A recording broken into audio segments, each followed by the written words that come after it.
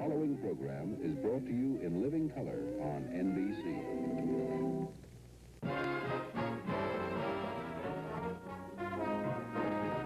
From New York, The Tonight Show, starring Johnny Carson.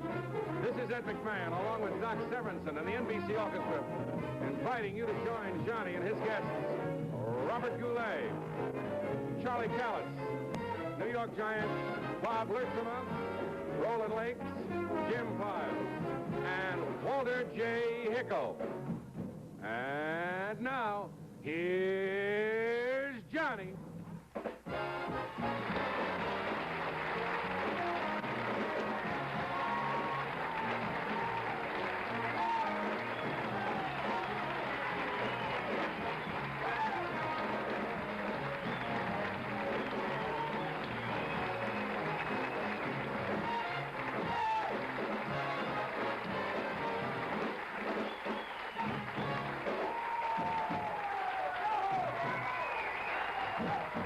Thank you.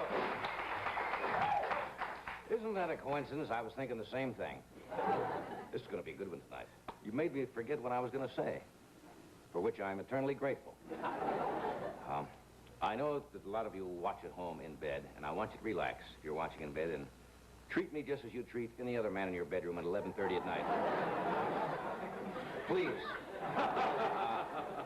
This is it's the monologue spot. It's one of my favorite things I like to do every day. Another one of my favorite things is running barefooted through a bottle recycling dump. That's my second. Where were you this weekend? You have a biggie again? No, quiet. It's just quiet, the family weekend. You went out working anyplace? No, it's not, no. Just take it easy. I went to the track. I didn't know you bet on the horses. Oh, yes. I'm an improver of the breed. You're a tout. You're a gambler, that's what it is.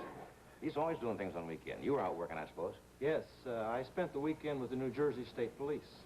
Oh, that's a gig. Oh? Dare I ask? Yeah, no, they had a big anniversary down in Atlantic City, and they invited me to be there, and in lieu of all of the tickets I had, Oh, that's right. You had to run in some time ago with the cop, didn't you? I met that gang, by the way. They were at the track in the They met Ed afternoon. at the track, and they came back to me. You guys want me to wait backstage? I had a big weekend. What'd you do? Set up my apartment and watched my Ajax turn blue. You sound good tonight. Usually people at the beginning of the week are, for some reason, a little hostile. I think it's because it's Monday or Tuesday. People say they got the whole week to look forward to. Remember last week? Yeah. I came out to do the monologue. I heard a hissing sound. I looked on the audience, and a little old lady was letting the air out of her husband's wheelchair tires. Boy, that's a mean crowd. Meaning. Well, this is our second show of the beginning of our 10th year, right? Right. I was reminiscing with Ed today about our past 9 years. And remember the first gag writer ever had on the show? Yeah. Gags Finster, one of the great... What? Yes. Gags. I laugh when I think about it. Yeah, he only knew 4 jokes. And you know, you can't go forever on 4 jokes, so I had to dump him last week.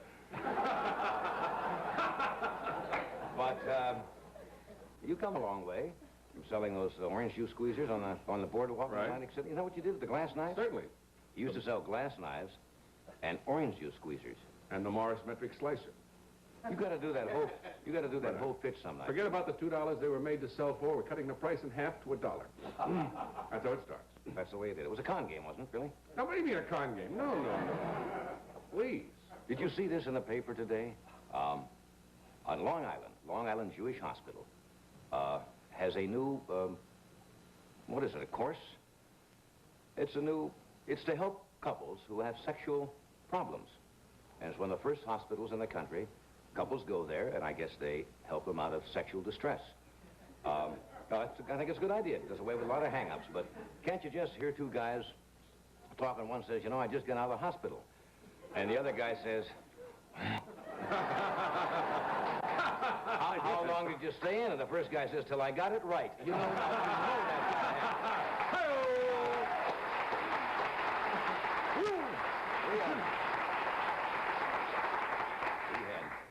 Did you see Prince Grace this week? She's from your hometown, isn't she? Yes. She was in town with Prince Rainier of Monaco. They got out of their country for a couple of days because they were washing the street.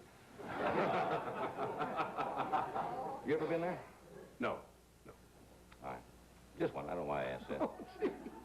You have nothing? I just threw you nothing? You said, no, I've never been there. I've never been there either. You ever been to Monaco? No, I haven't. Good. I was Maybe somebody in the audience. We'll find out. Anybody been to Monaco? You see? Okay. One gentleman. Wait a minute. That's Prince Rainier. Oh, okay.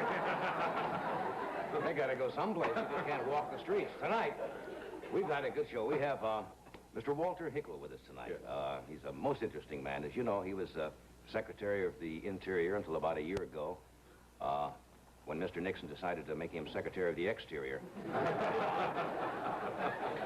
No, Mr. Hickel made that one unforgivable mistake in Washington. He took his job seriously. So we'll probably hear about equal time. And we have, along with Mr. Hickel, we have Robert Goulet, Charlie Callas, and 3 gentlemen from the New York Giants football team. Great players. Roland Lakes, Jim Files, and Bob Lurtsema, right, is with us. So, what else? And an unusual visitor from the East. Oh, we're going to try that again tonight? Okay. We'll be with you.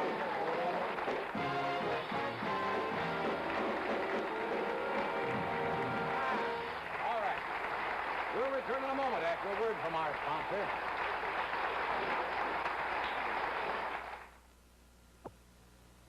Maybe I'm crazy to be out here, but I know what I like. And if I like standing in ice water at 6 in the morning, that's what I like. People who do more, people who want more, people who live more. Drink the coffee that gives more, Maxim freeze-dried coffee. Some people think Maxim comes on strong, but that's the way I like it. And I know what I like.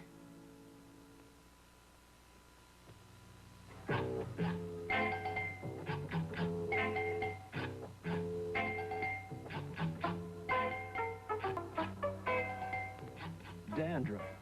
Who needs it? Introducing Brack One, a brand new dandruff shampoo. Contains zinc pyrithione, the dandruff fighter that really works. Use it regularly. You can't buy a better, more effective dandruff shampoo than new Brack One.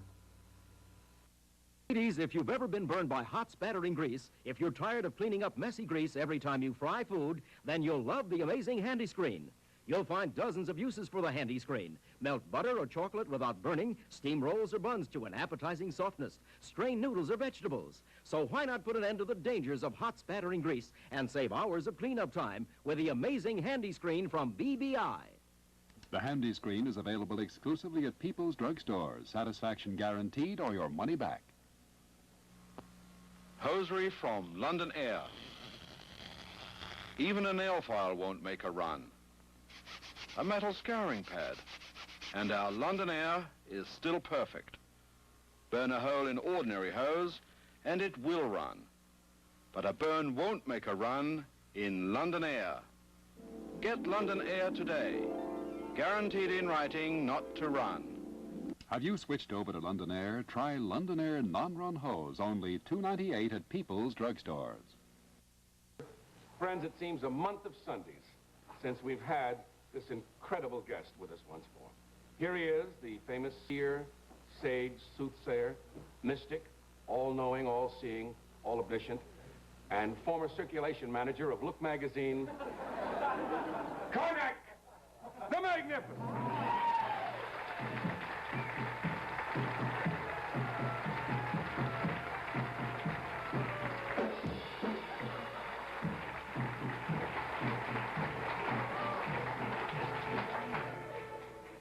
Welcome, welcome, welcome. Is the term welcome used in your country as a way of greeting? No. What is the word? Undershirt. Undershirt. Then undershirt, undershirt. Thank you. Undershirt. I hold in my hand the envelopes. As a 4-year-old child could plainly see, these envelopes are sealed, hermetically sealed. They've been kept in a mayonnaise jar on Funkin' Wagnall's porch since noon today. No one knows the contents of these envelopes.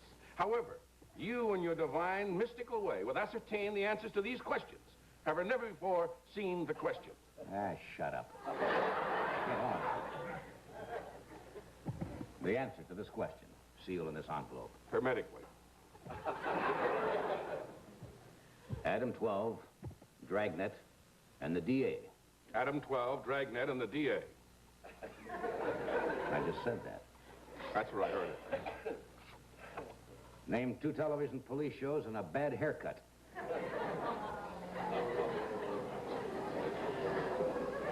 Dipping back into the old file.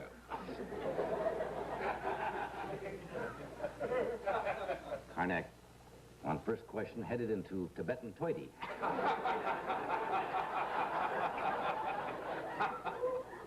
Scooby-Doo. Scooby-Doo. What forms on your Scooby early in the morning?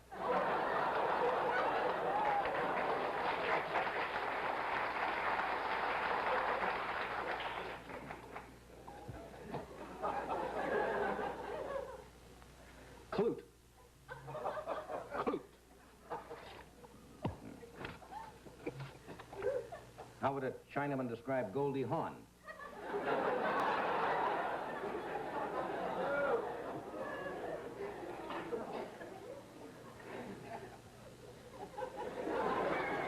Tungsten, platinum plus, and stainless steel.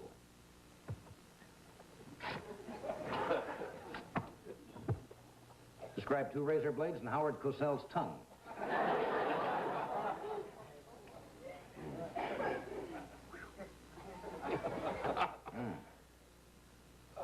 Karnak, not himself tonight. What's the matter? Found traces of Omar and his Sharif this morning. Football. Football.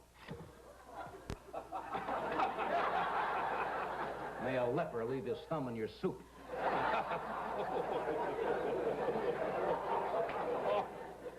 Where do you go to dance with a podiatrist? Football. Karnak get bigger laughs handing out exploding figs and cardiac words. Zippy-doo-dah. How do you tell Marcello Mastriani his doodah is open?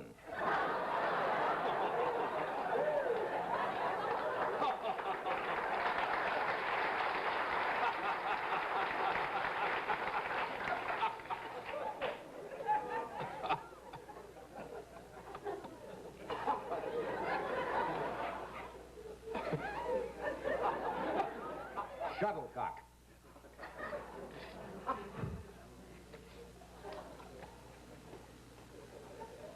What do you call a subway for roosters?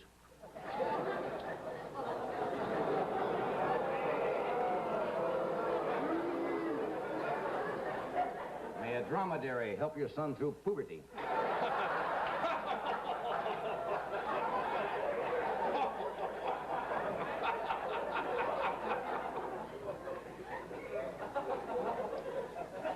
Disorderly. Disorderly. Who gave you that bedpan? Oh, they've returned. Sitting Bull. Describe late-night talk shows.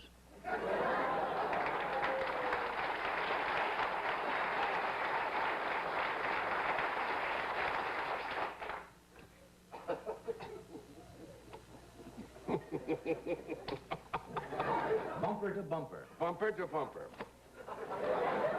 I heard it. Does not Karnak speak clearly? Yes. But anything that helps. Describe topless Siamese twins.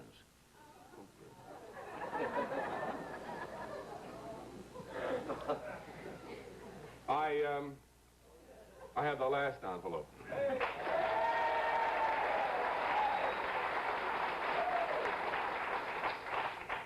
May a weird holy man drop easy off in your shorts.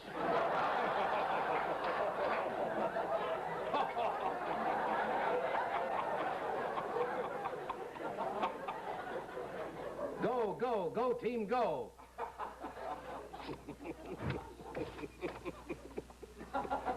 What's the proper cheer after you've spiked the water bucket with prune juice?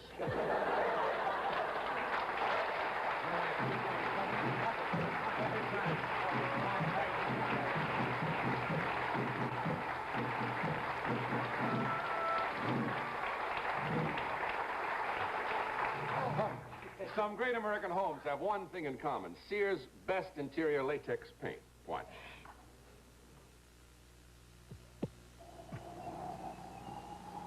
Longwood still stands in Natchez, Mississippi.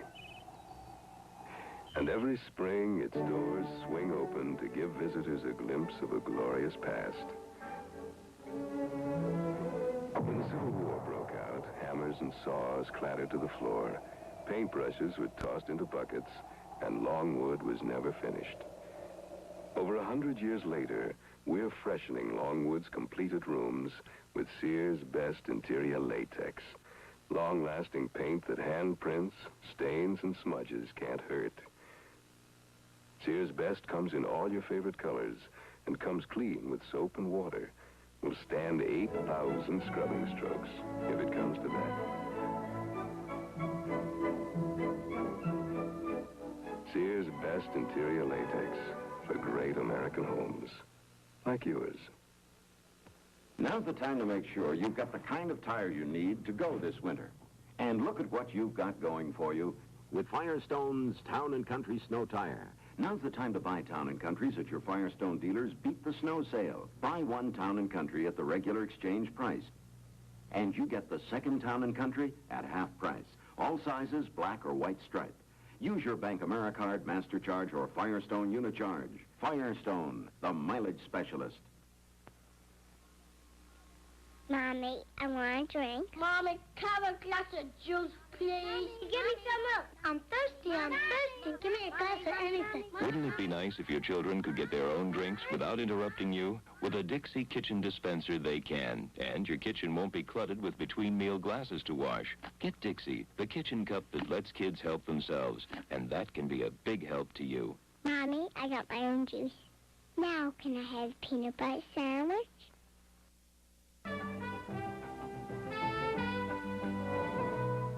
Who just joined us, my guests tonight are Charlie Callas, Robert Goulet, former Secretary of the Interior, Walter Hickel, who will join us later. But my first guest tonight, you know, they want to do away with violence on television, you know, the past year or so. And I don't know if they've done a good job, but Sunday afternoon you probably see more violence on television than any other time with professional football. And my first guests tonight are three tremendous football players with the New York Giants, who in preseason couldn't win a game, but have beaten both the Packers and the Cardinals in two of the season's games. Let me introduce them first before they come out, because you're a pretty good-sized guy, right? Right. You're Just under 6'4". First of all, we got Jim Files. He's the linebacker at the University of Oklahoma. He's 6'4", weighs 240. He's the small one. And Roland Lakes, who's a defensive tackle from Wichita, who's 6'4", and 268, who made a great fumble recovery last Sunday. And finally, Bob Lurtsema, defensive end from Western Michigan at 6'6" and 250 pounds. Would you welcome these defensive stars from the New York Giants?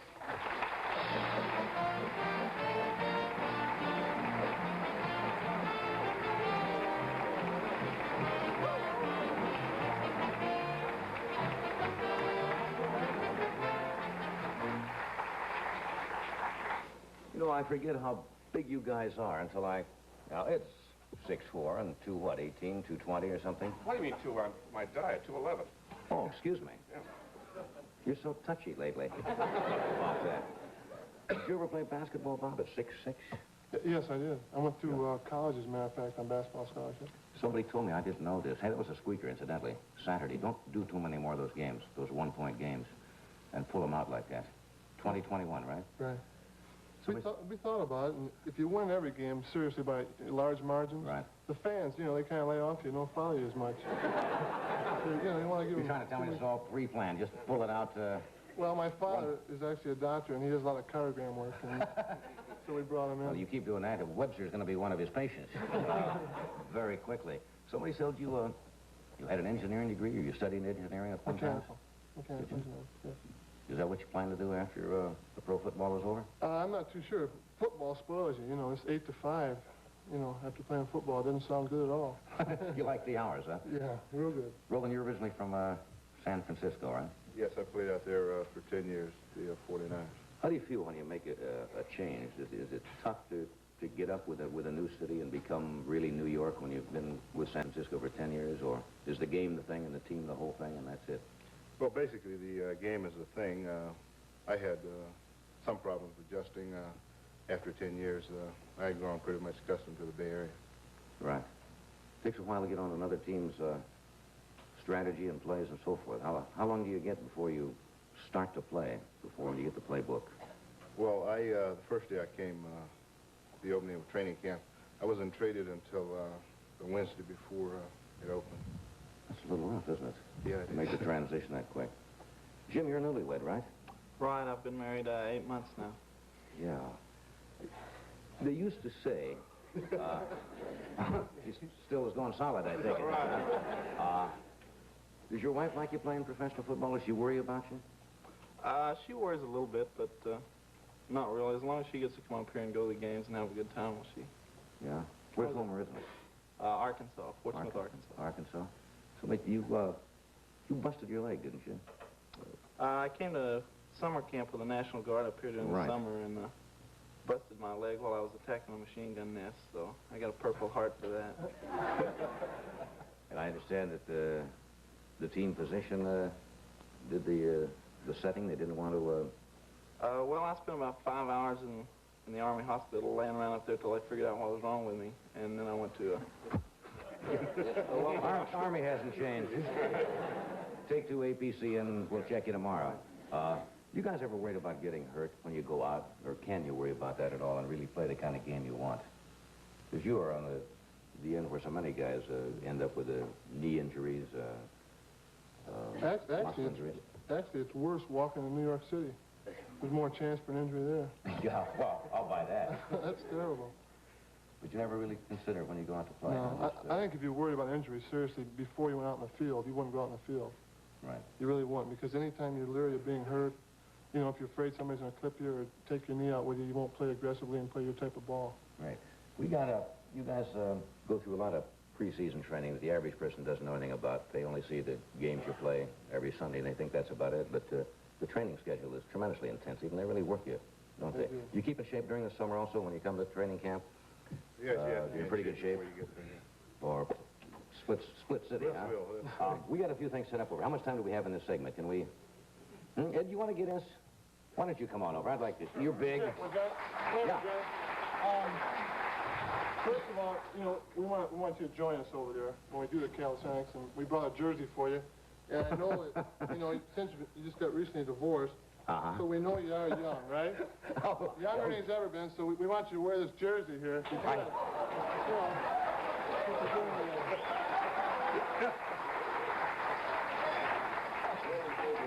Thought that number had been retired. All righty. You clowns. You'll pay for this. Hey, that's just my size. Who's your tailor, Johnny? All right, men.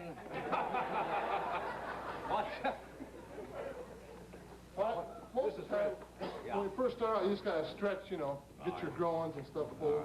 So actually, I do, Johnny, as far as you can, stretch out. It's like 11:30 exercise. Oh, I can do that, all right. You know, this is the easy one, right? You got to do both sides, because we don't want you injured here at all. All right?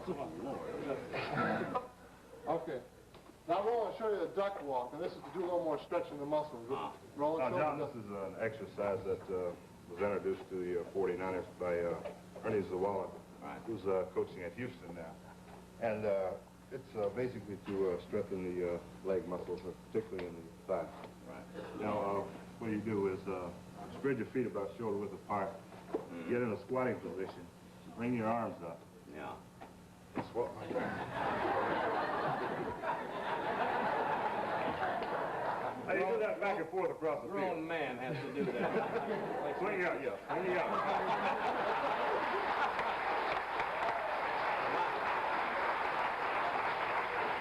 And while the opponents are laughing themselves silly, you cut with the ball. All righty. Now we have what we call a figure 8 drill, Johnny. This is real easy. Ed, you want to hold my glass for me?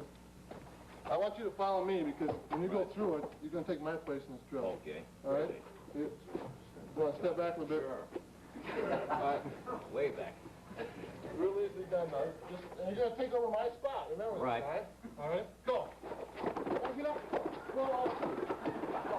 Okay, stop. Ho, ho, ho, ho, ho, ho, ho.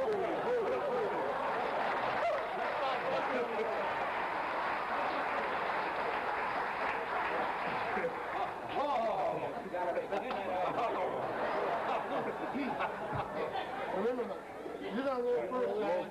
You roll first. Then get up. Leap over the I man. go this way first. Yeah. Now, I go over you or under you? Going under. I go under you. Just, all right. Go! Go!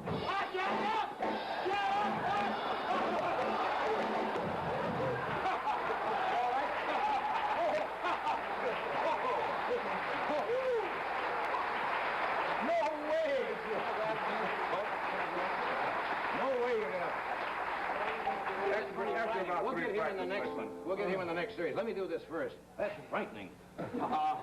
Tonight, we would like to welcome Jergens Lotion back to the Tonight Show. Now, what's this? These ladies are going to do a commercial for new Jergens Lotion because they have average hands. Not too rough, not too dry, and not too soft either. Miss, would you show us your hands? I just want you to try new Jergens Lotion. New Jergens is richer, creamier. We added a new emollient to it, and it'll make your hands feel softer than ever before. Now, will you show us your hands? New Jergens Lotion. We wouldn't have changed it if we couldn't have made it better. Little old lady passing by. Dubonnet, the drink for little old ladies who are this little and just about this old. Old enough to share your taste for something unexpected, like Dubonnet Straight or On the Rocks. Dubonnet, whenever you and your little old lady get together. Little old lady mine. Any time of day. Dubonnet. It all started in France. When people have headache pain and want an extra strength medicine, they know about Anacin. Compared to the other extra strength tablet, even with its additives, twice as many people now use Anacin. And Anacin has twice as much of the pain reliever doctors recommend most. When you want fast relief of headache pain, get the extra strength tablet with twice as much of the pain reliever doctors recommend most. Anacin. Mr. Gilbert, Joe is really sick. Bad cold with a fever. When a cold with fever knocks you out, remember cold capsules have nothing to reduce fever. But Dristan tablets have a fever reducer. A fever reducer plus decongestant and antihistamine to help relieve sneezing and head congestion. Dristan tablets. Now I can breathe, and the fever's gone. No 12-hour capsule reduces fever. Dristan does, as it relieves cold miseries.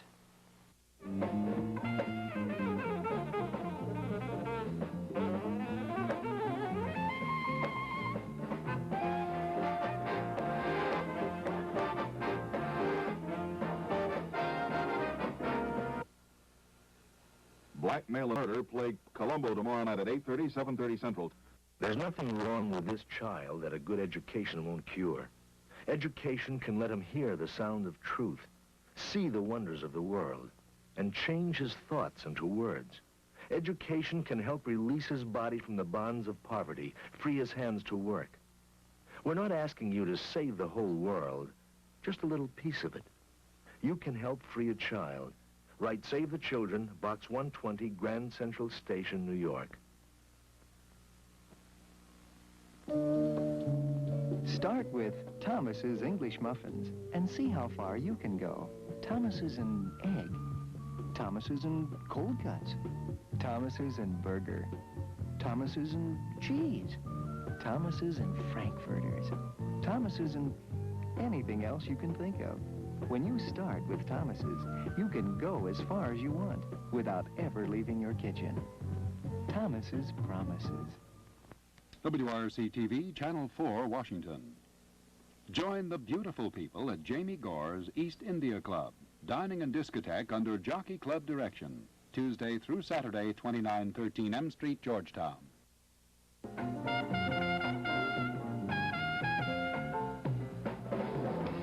Okay, but we're back with Barb Lurtsema. Jim Files and Roland Lakes. Now, what are we going to do here with the tires? You're getting on this. I'm doing this, right? Yeah. This is Jim's one. Okay. All right, Jim. Maybe. All right, you just kind of like the rope. You... This is easy to fix.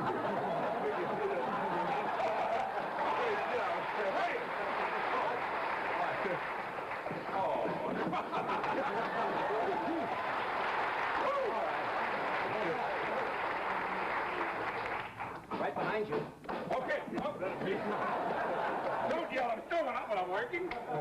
Okay. Want to get the football there? I know all these technical terms. Jim's going to show you the proper tackling technique. Roland, you want to get on the mat there? Yeah. Right. Good. He'll explain it to you as he goes through it. All right. You have to keep your head up and make sure that you get your body into the man. You're not going to tackle just with your arms, but mostly your body, and you have to keep your head up and drive it to the side of the ball carrier, like imagine he was carrying the ball there. Right. You have to get your feet down low and keep them under so you can drive with your legs. When you hit like that. Oh. Your legs, so when you hit, you can't just stop. You have to drive. What do you weigh again, Ron? 268. 268. Right. That's over 100 pounds, more than I weigh. You got to put all your body in there. What? Put all the body in there. All the body. With shoulder. The head. Either shoulder. Remember to drive with your legs now. That's drive with my legs. Don't worry about getting hurt.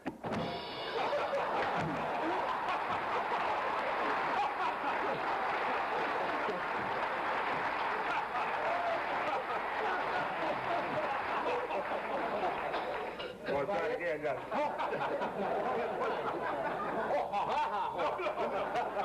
What do you mean? No.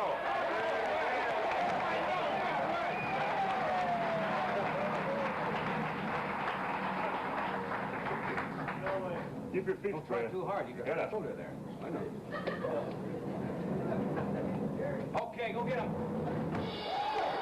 Oh, sure. What? You can stay there. What? You can stay there. Come on, you can stay there. Try it again. What? Try it again. What do you mean, try it again? The second time, sometimes it'll just come to you. I'm not going to do that again. That's better. That hurts.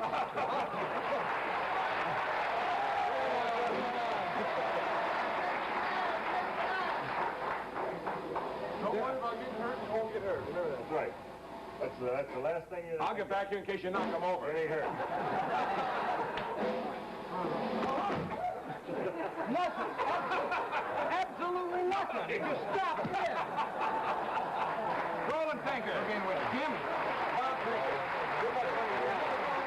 Thank you, guys.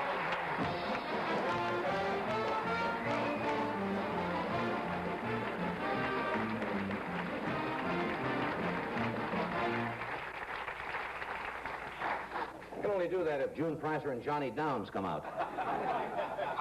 Right? Down at the malt shop. Stay tuned. Former Secretary of the Interior, Walter Hickel, will join us in just one moment after this word from our sponsor. When a man works hard, he wants a good, hearty meal. One I like is beef in wine and mushroom sauce over Uncle Ben's converted rice. It's made with a unique process that adds B vitamins, and Uncle Ben's removes the surface starch that makes rice stick, so it's always plump and fluffy. And Uncle Ben's has an instant version of famous converted rice called Quick Rice for perfect rice in 5 minutes. Or try one of the flavored rices. Serve your hard-working man an Uncle Ben's meal. In Colombia, South America, we live high in the Andes, close to the clouds. Perhaps that is why the rain is so good to our land. It falls upon the fields of Juan Valdez, enriching the earth and nourishing his trees. The coffee beans grow delicious with flavor as they ripen in the moist mountain air. To grow coffee this good, you need the Colombian rain. But to make it, all you need is 100% Colombian coffee.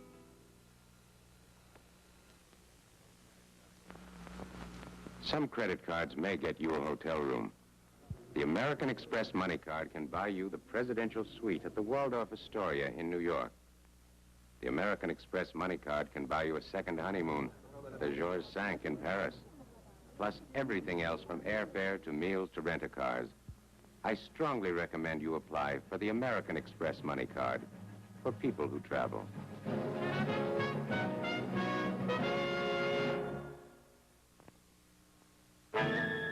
No headache seems small when it's yours. That's why the difference between Bufferin and plain aspirin can be important. This illustrates by the time most of Bufferin is going to your headache. Most of plain aspirin is still in your stomach. And with Bufferin, there's less chance of stomach upset, too. The difference can be important. Bufferin. Faster to your headache, better for your stomach.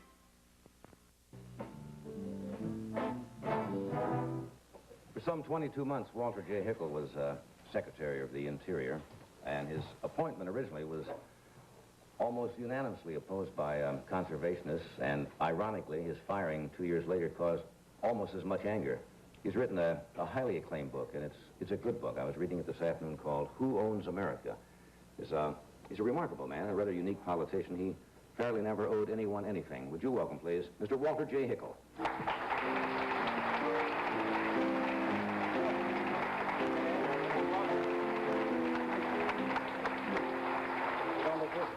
Oh, I'm a little worse for the wear. That is really not my business. It's a pleasure to have you here tonight. It really is. I was reading the book this afternoon. I want to ask you about one question. I was reading I guess this is from the Daily News, and Harriet Van Horn was talking about your book and was most kind with it. And she said, talking about the book, she says, candid as it is, however, one suspects that the really spicy part stories have been filed away in Mr. Hickel's capacious memory for a more discreet time. Is there any truth in that at all? Well, there might be a few, but basically I told it like it was. Actually, that was probably the problem when I was Secretary of Interior. I did the things I thought was right. I thought that I was doing a good job for the administration, what the American people wanted. And so there really isn't much more to say, much more to hide. I'm not hiding anything. Right. And that's probably why I got that invitation Thanksgiving Eve. Yes, some invitation to dinner. Originally, of course, as I mentioned in the introduction, many conservation organizations, I guess practically all of them originally, quite a bit of animosity towards your appointment as secretary. Why were they so vehement at that time? There was good reasons for that. I understood that because, number one, regardless of what it might be, if you don't know about something or understand something, you have a tendency to fear it. Mm. It's like a dark room. If there's a door there, you just won't open the door and run right in there. Might be one of those football players there and hit you, you know. But seriously, coming out of Alaska and with the romance of Jack London and all the things that they had in their minds, I just had to be a bad guy. But I knew better. And so knowing what I knew about myself, I figured, well, I didn't criticize them for their attitude. In fact, if the only thing I knew about Wally Hickel is what I read at that time, I'd have opposed his nomination. You know, I would have. And so I went about just doing the things that just were natural. And I always figured that if you're right, and if you care, and if you do the things that are honest and square with yourself, to come out right. And, so I think that's what happened. There's one problem that could happen with this, of course, is that a lot of good men could be reluctant to be appointed to posts because I think Mr. Poff just took back his resignation, or not his resignation, but did not want his name submitted for the Supreme Court because he felt that there would be such a controversy about it that sometimes maybe the right man doesn't want to subject himself and his family to that kind of vilification. There's a lot to that. But, you know, what I believe there's a mood in America. And, Johnny, I've been covering the country now for the last 11 months, basically. Mm-hmm. I take a week a month from Anchorage, including my flying time, and I'll go to a section of the country, like from Boston to Florida. And I'll do it as low-key as I can. I'm trying to find out what's the mood, what do they think, what's the problems, and whether it's the young or the retired in Florida, or whether it'll be a Jewish group in California or New York or minority group, you know, 98% of the people care and want to help. And I think that the political era that we saw between, say, 1950 and now to 1980, in both political parties, I think that's coming to an end. I think they're doing things too much just for political reasons, sometimes for artificial reasons. The people of America, I think, want to solve their problems And yes, it'll take money, but billions of dollars by itself won't do it. I think they want people someone who cares. People always assume that by great infusions of money will solve any problem immediately. I think if you motivate the American people, or allow them to be motivated, and if they know someone cares about the problem, that's going to really be the solution to the problem. But now you get down to the nitty-gritty, don't you? How do you get the people really concerned? Because a lot of people feel that the government can't do all of the work on conservation, obviously. They can't, but by the same token, in those areas, first let me back up a moment. One of the reasons I wrote my book, because since I was a little boy, and in my home in Kansas, and when I went to Alaska, and in my public life, whether they were Democrats, Republicans, liberal, conservative, rich or poor, whatever it might be, they all unanimously would say, we have too much government. Well, I totally disagree. I really do. Now, there might be too many people in government, or it might be misdirected. But I'll argue until I die. And that might happen, too, you know, because after my term as Secretary of Interior, but I'll argue the point that in those areas where man is concerned with how he lives life, there's a lack of government that caused the problem. Why do we have the transportation problem?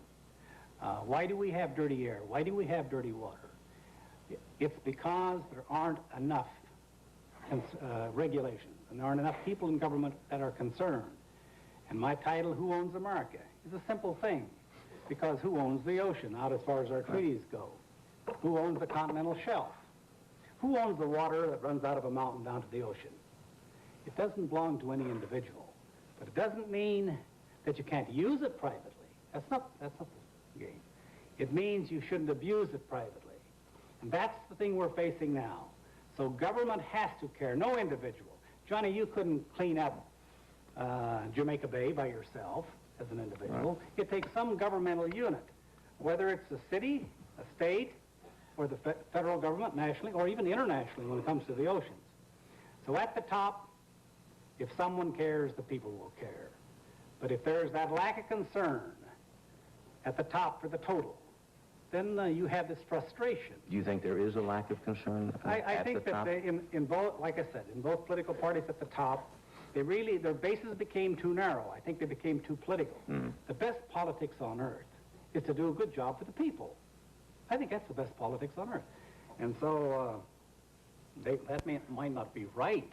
But it may not be acceptable. But that's the way we saw it. That's the way we did it. Isn't this in a way what you were trying to do? And for that, you are no longer around. Well, I don't know if that's the reason I'm not around. I really don't know. You know, the question of why I'm not there, I really don't think that's a debatable thing, because the president chooses his cabinet and they serve at pleasure of the Senate. He doesn't have any reason, or have to have a reason at all, to dismiss you. You serve at his pleasure. Right. So if he doesn't like the way you play football tonight, you could be gone. See? And so there isn't any. So I never did question that. The question is not why did he fire me. That's not the question. The real question is why did he hire me. You know, that's the real question. And so. Did you ask him that question? Never did ask him that. I never. No, I was too busy, I guess, doing other things. It never entered my mind.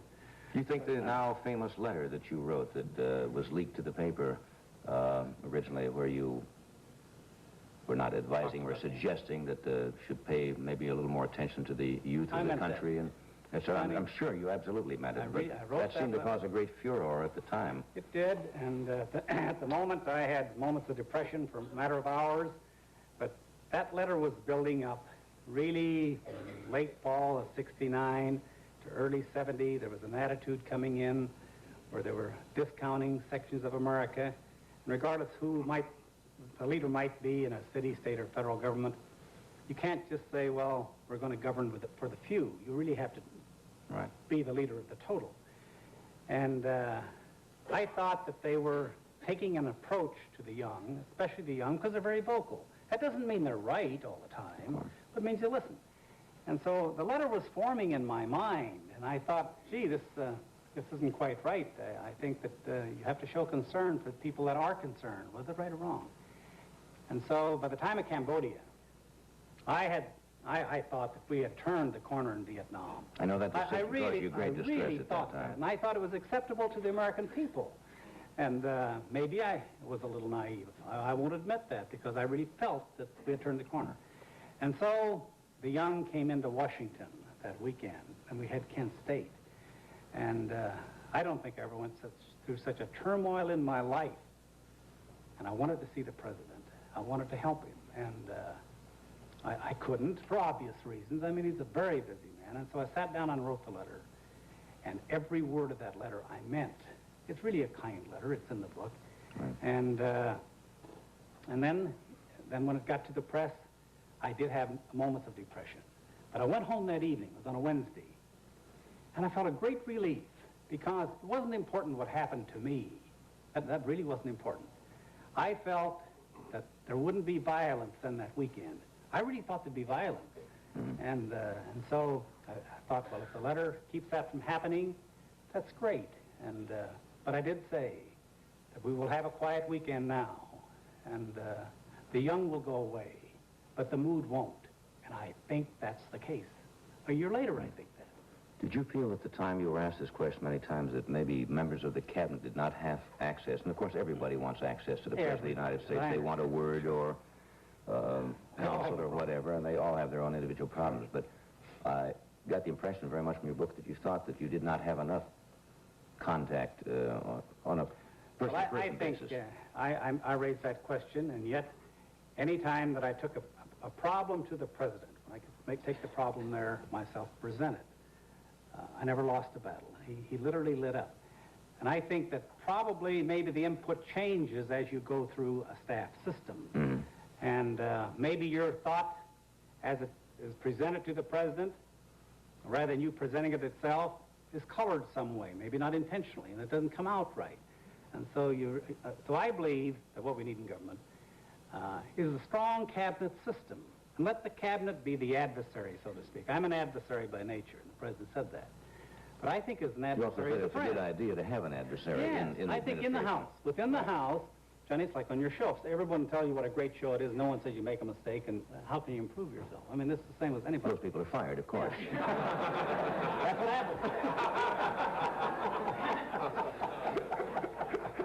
You pay for your thrills. Let me take a break. I want to come back because there's some other things I would like to ask you and discuss with you. We'll return in a moment after a word from Press-Tone Antifreeze.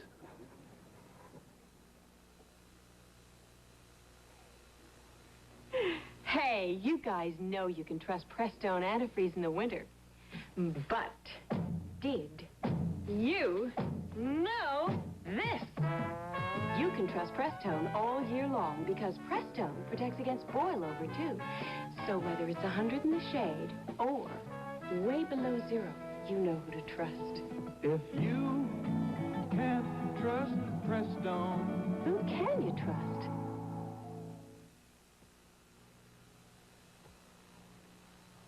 Former football great Sam Huff is still tough in his workouts and in his work around the house. That's why I use Alpha cleanup bags. They're tough, made of strong plastic, and there's no bottom seam to split open. There's a tough Alpha cleanup bag for every cleanup job. And now, inside specially marked Alpha Yard Leaf packages, you get 2 famous Ever-Ready batteries, a 60-cent value free at participating stores. When you're coming on strong, make sure your breath isn't.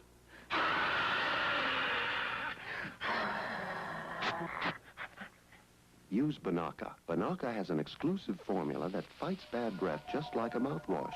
Banaka freshens breath instantly, anytime, any place. Would you like to stay for a drink? Spray or drops. When Banaka's in, bad breath is out.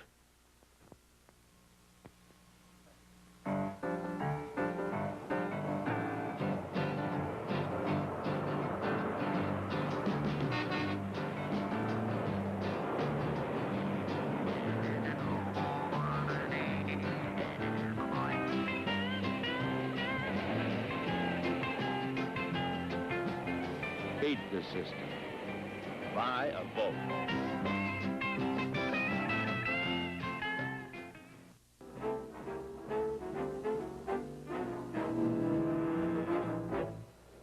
We're talking with the former Secretary of the Interior, Walter J. Hickel. There's a question that you brought a moment ago about the size of government and what it's supposed to do. Now, everybody believes in the free enterprise system pretty much in this country, but it's a very ambivalent situation. Everybody wants no government interference. That's what they say. We want the government only to do what they have to do, except when they're in trouble. And then all of a sudden they want the government to help them out, of course. And you mentioned, you said you thought a free enterprise system, was there something wrong with it, where a free enterprise system would give vast sums of money to bail out a huge business, and where a fisherman couldn't go in and borrow $500 to repair his boat, I think was the contrast that you drew there. Well, Johnny, really... Are you talking about something like the Lockheed Company, which was in great trouble? Really what I'd like to say first is that I think probably in some industry and probably in some government and American thinking, they've confused free enterprise with free society. And free enterprise allowed to run totally free would obviously destroy itself. It's a competitive thing, and so someone has to do it cheaper than the other person, and so freedom really ends, whether it's an industry, an individual, or whatever it might be, when it infringes upon someone else's rights. And so if you desecrate your land, for an example, although you own it privately, but it infringes upon your rights of, say, it's a sulfur plant right next to you. Right. That's an infringement upon rights. And so we shouldn't really confuse free enterprise with free society. What I'm talking about in government and in regulations is really to free up the society by having regulations that will make everyone in industry, for an example, or in whatever they might do, operate under the same rules. What happens so often, if you make a decision just to help a special few, it ultimately may not be seen at the moment, but it ultimately will be at the expense of 200 million Americans or someone. But if you make a decision for 200 million Americans, it also will help the few. And that's the long-range pull. And so I think that short-term decisions in government ultimately have to be paid for in the future by our children or something like that. So face the issue, whatever it might be. Say, look, it doesn't mean that you can't use a resource. We're saying you can't abuse it. Well, New York is about to undergo what California has undergone for years, and it's the offshore drilling out here in Long Island. And you had the wrath of the oil companies falling about your shoulders for some time because you wanted an absolute liability without cause. And that means, and here's simply what it means, and we impose that by regulation after the Santa Barbara incident. In other words, if someone leases a body of water out there, a tract for drilling, and there's pollution on that tract, we don't argue who caused that pollution. We say clean it up, because yet they might have third-party recourse, and they would have, providing, say, a ship ran into a platform, and we had a disaster. Well, we can't wait for some court to decide who's going to clean it up while the thing just desecrates the beaches and everything like that. I say to that person, we said in regulation, clean it up. And so if it's not their problem, they have the recourse.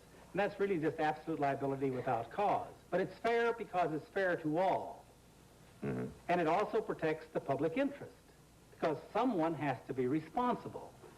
And I think it's the finest kind of government, where you don't get involved, except you lay down the regulation, whatever it might be, of how you use those things that belong to the total, water, air, land. Excuse me. Why has it been so difficult, and apparently it has, to get real teeth in laws against large major concerns? Is it because, in fact, they are large, powerful corporations, and the government does not want to prosecute?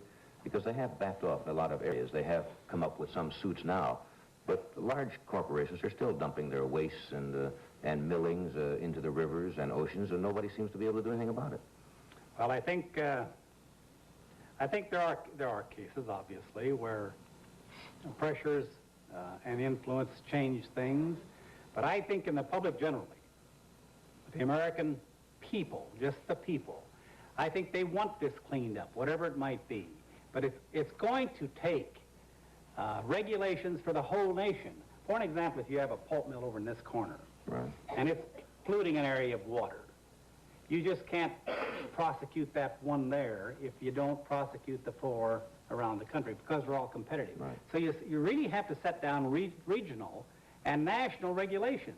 That's why in many cases, especially where this whole environment is a concern, you can't just do it in the local area. How do you clean up part of a river?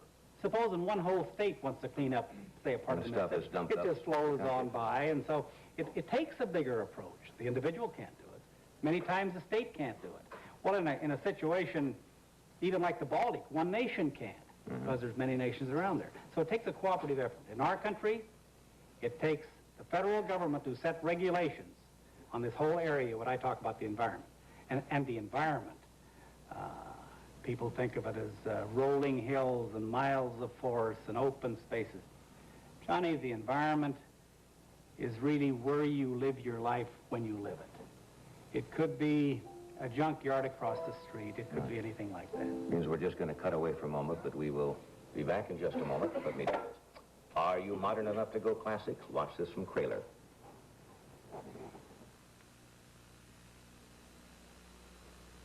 Are you modern enough to go classic? Then go with Kraler. Kraler's new collection of classic originals. Furniture styles that never go out of style. Beautifully recreated with Kraler's uncompromising integrity. Rugged insides keep the outsides graceful and shapely. Performance-tested fabrics like Herculon stand up to today's kind of living. Classic beauty, classic craftsmanship, classic furniture by Kraler. You like your home to look formal, right? But not stuffy. Well, then see this classic furniture from the special Kraler collection for Debut 72. America's first national home fashion event. Call this number toll-free for your nearest Kraler dealer. Sometimes when I cook, I make steak and rice McMahon. Using Uncle Ben's converted rice, of course. It's the best rice because it's specially prepared to keep its natural flavor and nutrients.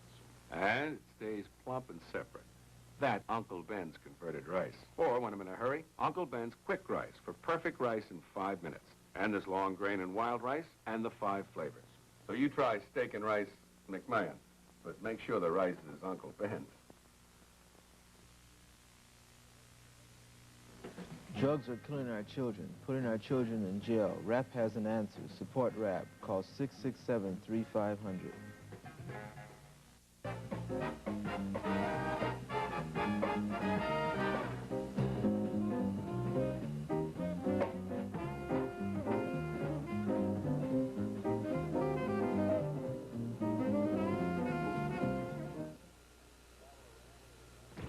Travel arrangements provided by United Airlines with the new DC-10 Friendship, the plane designed to please everybody.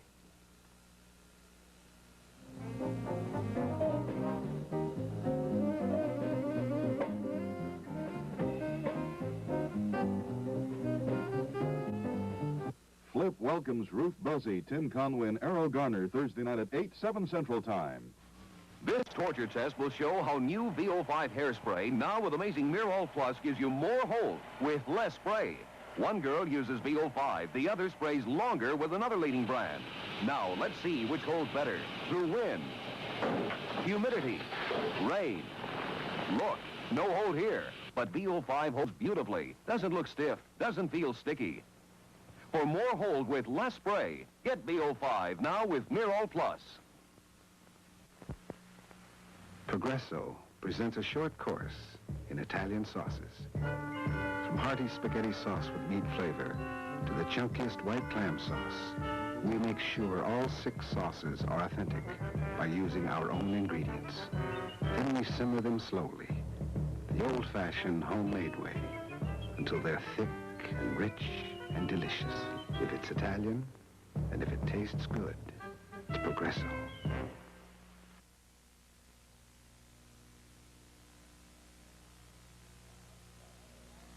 Want to help clean up the environment? Let your American Oil dealer help you do it with free litter bags for your car. Or big all-purpose leaf bags, 5 for only 59 cents. And your American Oil dealer can help you start clearing the air with Amoco and Amoco Super Premium, the new car gasolines. It's as easy as 1, 2, 3. Psst. You expect more from American, and you get it. And where's the young lady from, Miss Brucine Smith of Texas? There she is, right there.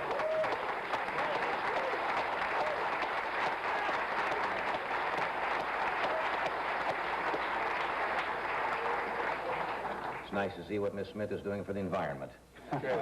Makes it much more enjoyable. Miss Sarah, I want to ask you one more question before. You mentioned that you thought the administration at one time did not listen to the young, and I was wondering whether they are more now, because groups like Ralph Nader, who's getting many young people interested in consumer protection groups, and seems at times to be writing off in all directions, some people think, but I think he is serving a purpose. He's making a lot of people aware that we're not aware, and I think he's dedicated. Do you think they're listening now more to young people? Because he was not invited, as you know, to the White House a couple of weeks ago when they had groups from consumers' rights around the country, and Ralph Nader was not invited down to the White House for that particular conference. That doesn't make any sense. Well, it doesn't, but he wasn't. Yeah, it sure doesn't, but he was not one of the invitees at all. Are they listening? I don't know if they're listening to the young any more than they were when I was there. I'm not sure they listen to anybody, but really, as far as the input goes,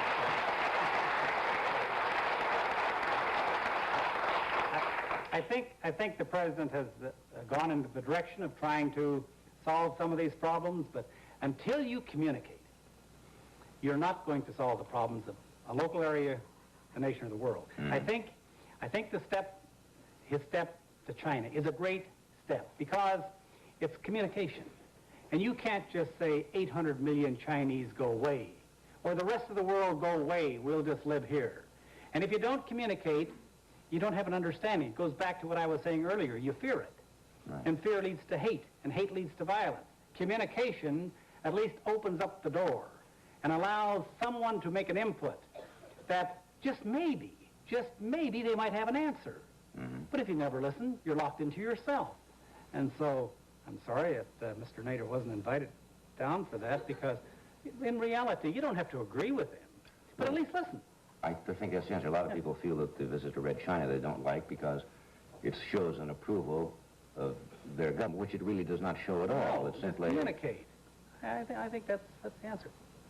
So, how about the Vice President Agnew? Do you think he's communicating with the young any better than you thought he wasn't some time ago? Because you didn't go along with all of his proclamations. There's nothing personal in that. It's exactly like I've said it before. I think that you have to go clear over the top. When you're in public life, you have to expect that criticism, just like I had at confirmation. It didn't bother me. I think he did touch a mood in America back in November of '69 when he first talked about the media. But then it kept rolling. It went on too far, and I think that's destructive. You can raise a question and say, hey, wait, I think this is wrong. But to beat that question to death is not to solve the problem. It's to polarize those against you. It's just like if you say a group is all bad. Say the young are all bad. Well, Johnny, if the young are all bad, let's you and I go home, because in 10 years they're going to be sitting there and they're going to be sitting here. And they weren't born bad. Who's going to be sitting here? You know something I don't know? I agree. I know what you mean. No, you can't put a label on anything. And so that was my disagreement with the Vice President. I think that you don't polarize or isolate groups. You bring them into total. You broaden the base of where you stand and not narrow the base. You know, it's been a great pleasure having you here tonight. I know you're on a 26-city tour around the United States the next month or so, and it's been a great pleasure to have you stop off here on one of the first stops. Thank you. Thank you, Mr. Hickel.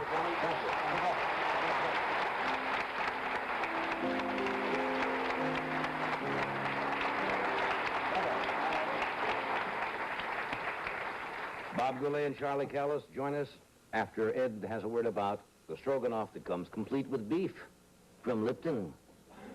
There are a lot of packaged dinners that call themselves stroganoff, but they don't give you the beef to make it with. Well, Lipton beef stroganoff does. It comes complete with beef for about 40 cents a serving. And it's really delicious. Tender beef, egg noodles, and sour cream sauce. Just one step. It's ready in 15 minutes.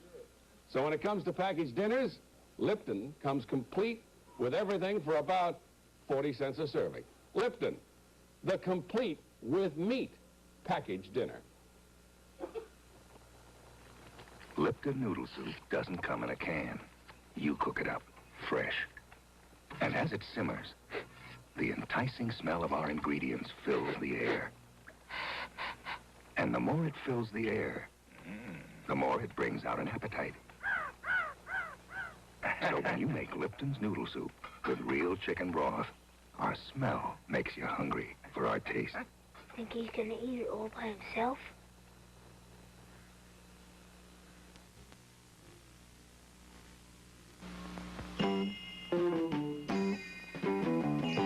Fantastic! Dirt just disappears, like that. No bucket, no water, no mess. Fantastic, so powerful, even grease and grime are gone, like that. On almost any dirt, anywhere. Fantastic cleans on contact, like that. Fantastic. Any minute now, he'll come walking through that door and collapse, just like he always does. But I'll be ready for him. With his favorite pick-me-up, 4711. What a day. A cool, clean cocktail for his hot, tired body. Only you don't pour it down, you splash it on. It brings him back alive.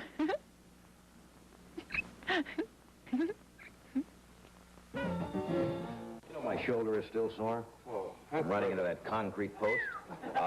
They were my next guest's a fine singer. He opened last night in the Persian Room of the Plaza, where he'll be appearing till the 9th of October. We haven't seen him for a while. Would you welcome Mr. Bob Goulet? Robert.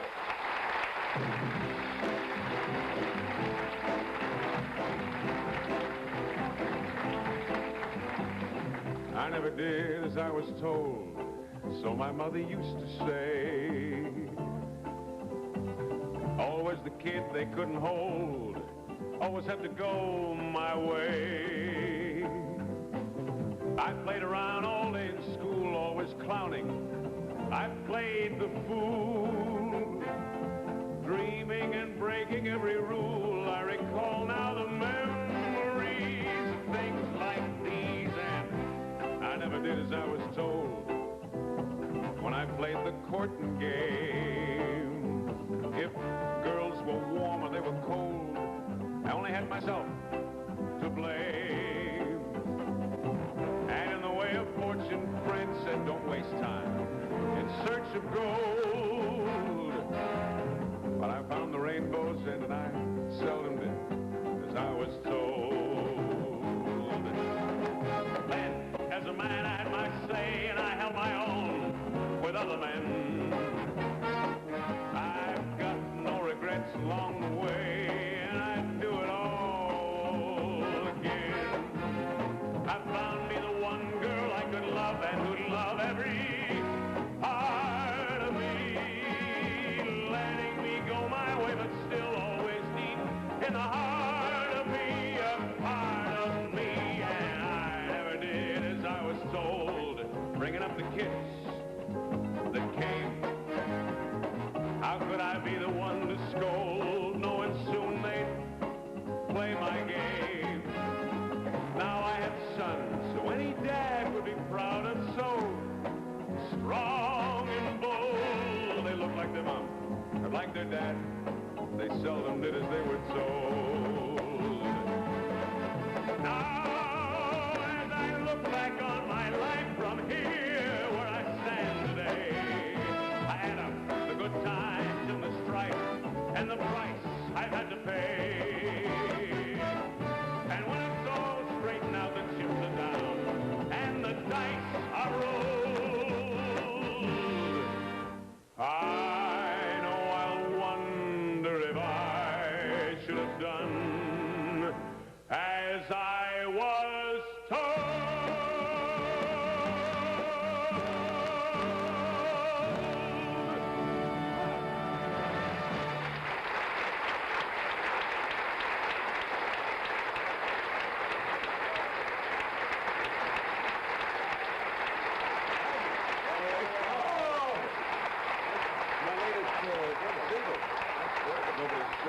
It's a good song.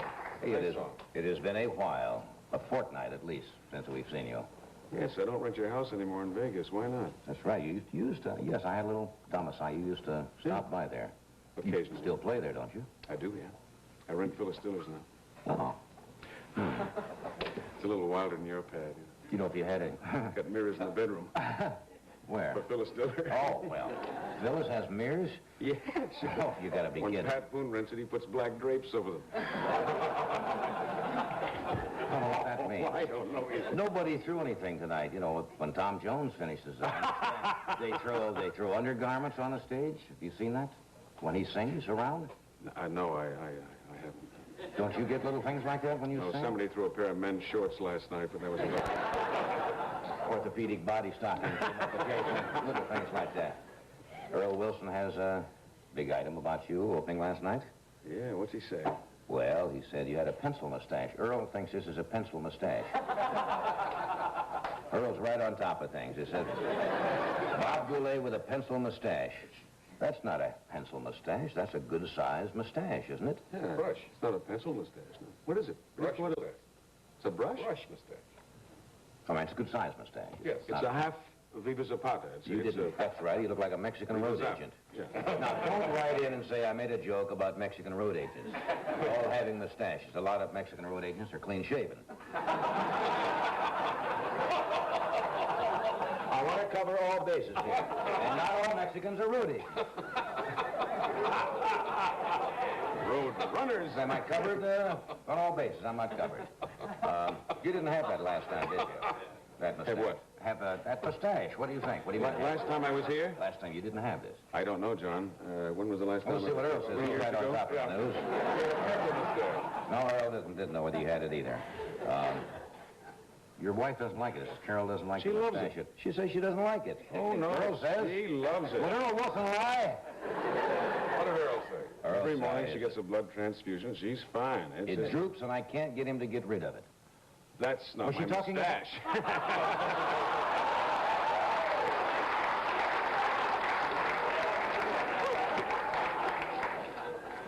That's where the pencil thin thing came from. Yes.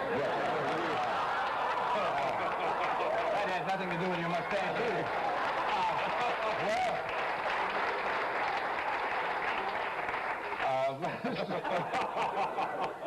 Why did you draw it? I was intrigued. No, I drew it originally for a film. I did a film in Ireland. I had a full beard, and then mustaches and hirsute appendages came into you could wear them without people saying, "What are you doing?" And it was a groove for me. I wanted to do it all my life. Then I had the goatee after I get rid of the beard, and the goatee was a pain in the neck because you had to trim it every day. Don't you have to trim this? You do, but like once a week, right? Just take a pair of scissors and go. Watch out for your lip, and away you go. What is it when you have something like a fettuccine or ravioli? Is that a problem at all? I mean, I don't know. No, but when you have a cold and you blow your nose, it's a pain in the neck.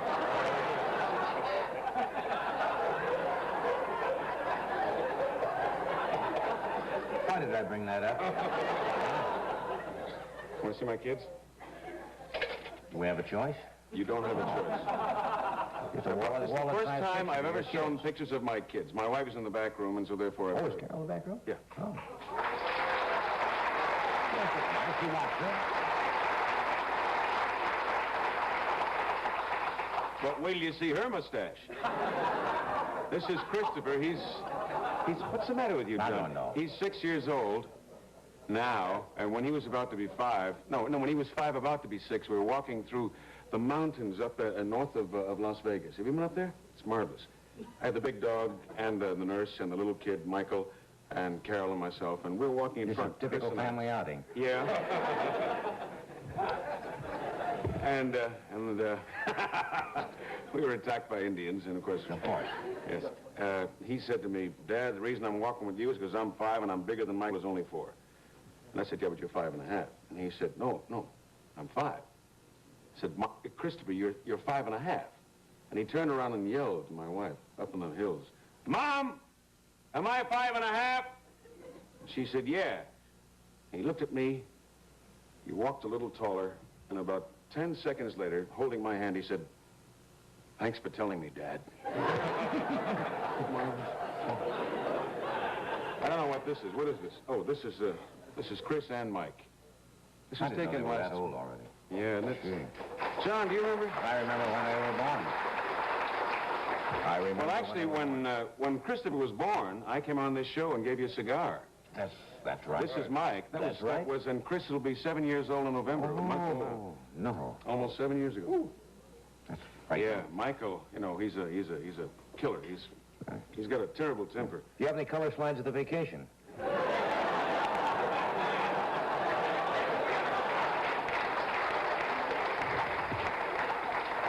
Well, hey, there's Mother. Oh, my girl.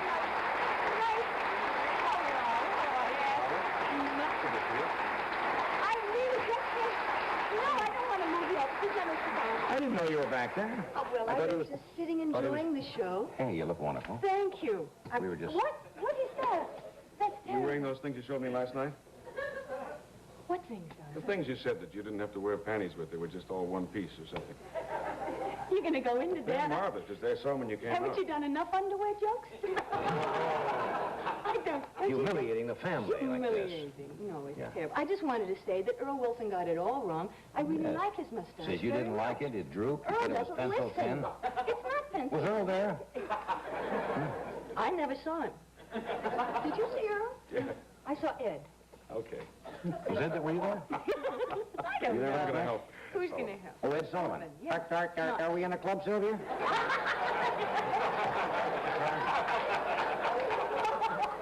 Is somebody singing? Your hearse is waiting. What, where you going, Ed? Something we said? Oh, that's right. You're making more than one trip with the garbage a week. You got a messy house. No, you're making too many. That's what I wanted to say. This morning, Harry carried out a week of garbage for his family of 4. His neighbor Sam carried out a week of garbage for his family of 4, including backyard barbecue waste. The difference is the Sears Kenmore Compactor. The compactor crushes a whole week of garbage, bottles, bones, cans and all, deodorizes it, and turns it into one neat bagful. The Sears Kenmore Compactor. For men who hate to be garbage men. You know, if you like to cook, it seems the better the food, the bigger the mess. You need a lady to help you clean up. The Lady Kenmore dishwasher from Sears. Lady Kenmore cleans up things just as messy as this. She washes them twice, and she rinses them 4 times. And then look at this. It includes a final 155-degree Santa rinse, and they come out sparkling, as you can see. Lady Kenmore, that's the secret. Whoops, get it in there right. Cleans up after the best cooks in the world, and that includes you.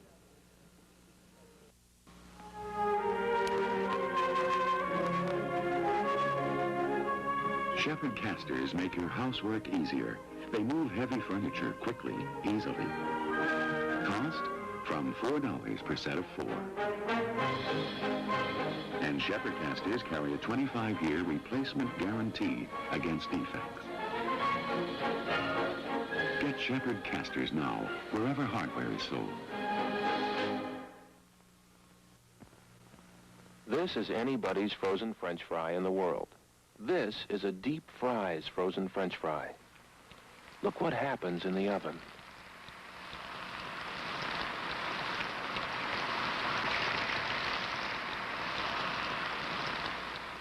Now, which one would you rather eat? If it's this one, this is what you've got to ask for. Deep fries. That's what they're called because that's how they taste.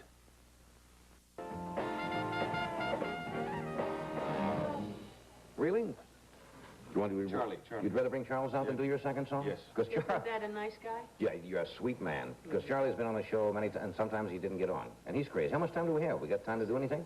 We got 6 minutes. Let's bring crazy Charlie out and join us. Charlie Callas.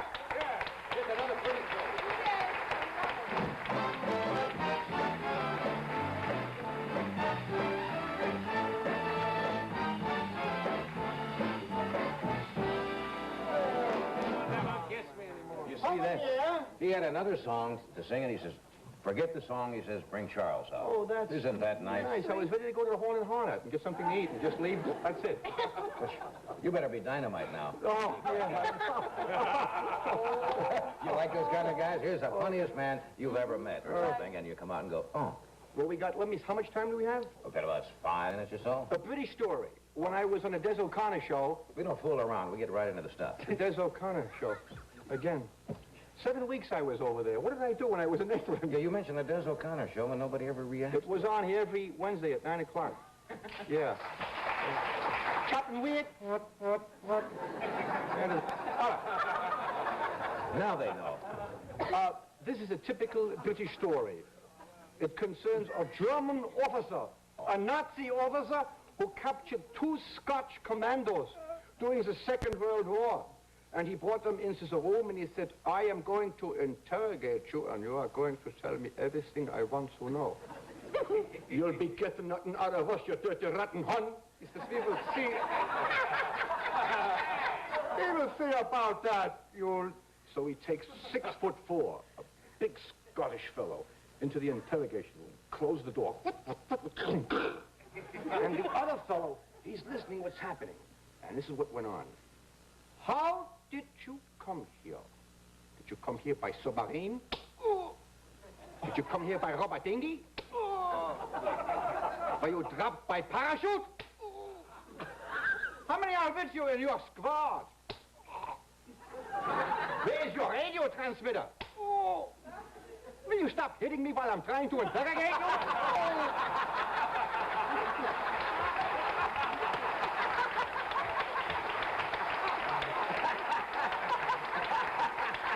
How am I going to ask anything? How can I ask questions when you're hitting? Oh, that's crazy story. We don't have time for this Jacques Cousteau thing. Can I do a quick... You'll save that. Of Georgie Jessel as Mark Antony. Georgie Jessel as Mark Antony? You buy the premise, you buy the bit. Okay, I have to digress. The greatest living eulogy ever given was Mark Antony's speech over the body of Julius Caesar, friends, Romans, countrymen. I beg your indulgence. Make believe this is Georgie Jessel as Mark Antony speaking over Caesar. First, the fanfare. Friends, Romans, countrymen. Mr. Toastmaster. Fellow Roman legionnaires and butterflies. You know, Julius Caesar was a very difficult man to describe. Some said he looked like Louis Calhoun. Some said he looked like Rex Harrison. To me, he looks like he's dead. Which brings to mind the immortal words of those 2 great Greek philosophers, Aristotle and Dionysius. When they said, I wonder what the heck she's going to buy next. Julius Caesar was born at the turn of the century on the Lower East Side of Rome. The son of immigrant parents, Morris and Reba Caesar.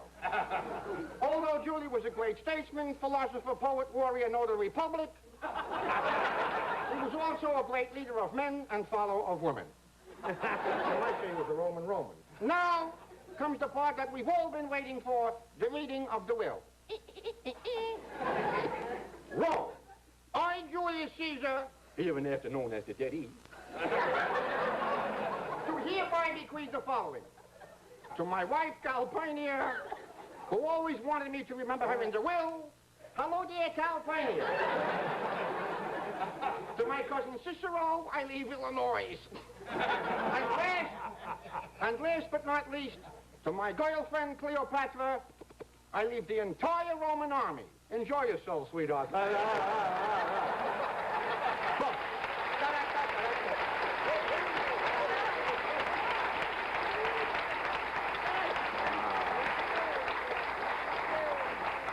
Do you have any quick immortal sayings of famous people? We were doing that last time you were here. Oh, yes.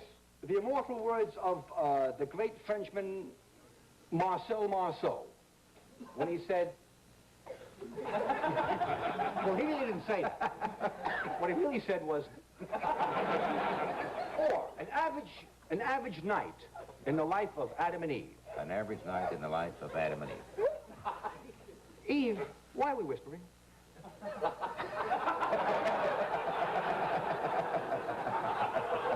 Or the immortal words of Elizabeth Taylor. when she said they are nice, aren't they?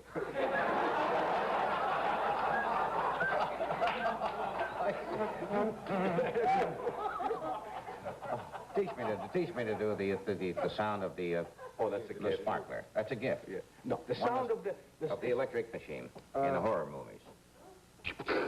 Or an arrow.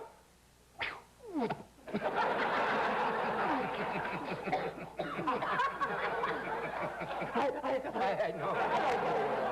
Igor wouldn't harm you. Yeah. We'll take a break, and we're coming right back.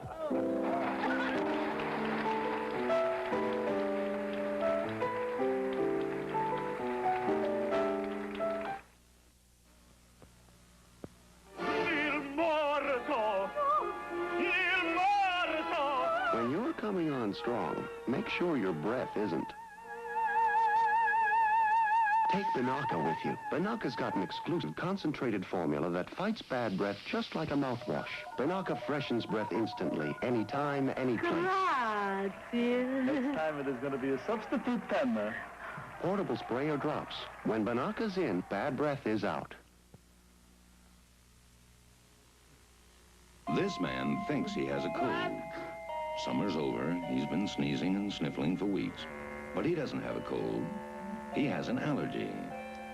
It could be from plants, the rug, dust, or something else. If he can't get rid of everything he might be allergic to, he can take Allerest.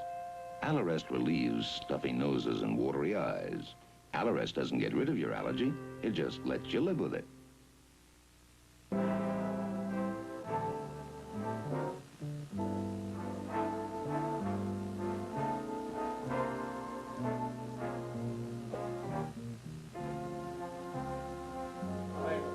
We are back. I didn't know, Carol, that you are also going to play the Prison Room in the same month, October the 25th, right? Right, yeah. You must come, please.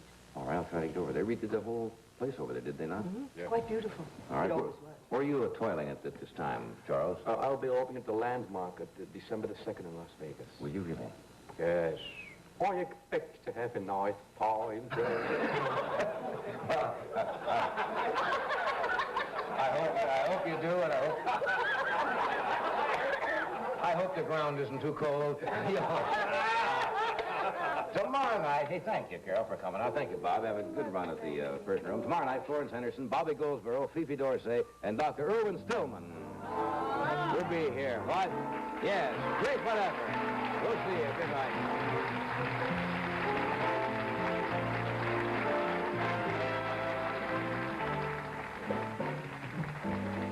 This program was pre-recorded.